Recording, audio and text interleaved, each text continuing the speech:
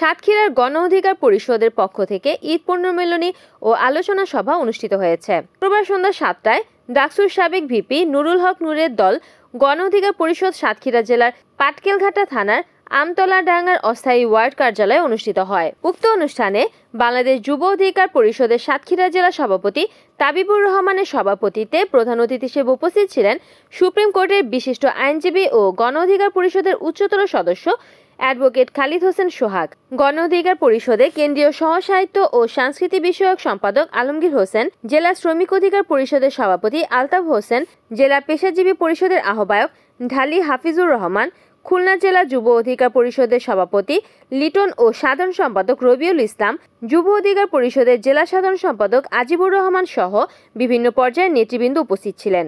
এ সময় অনুষ্ঠানে কোরআন তেলাওয়াতের মাধ্যমে শুরু হয় এবং সরকার পতনের সেই বিপ্লবী গানের মাধ্যমে অনুষ্ঠান শেষ হয়। অনুষ্ঠানে বিপুল সংখ্যক মানুষের উপস্থিতি লক্ষণীয় দেখা যায়।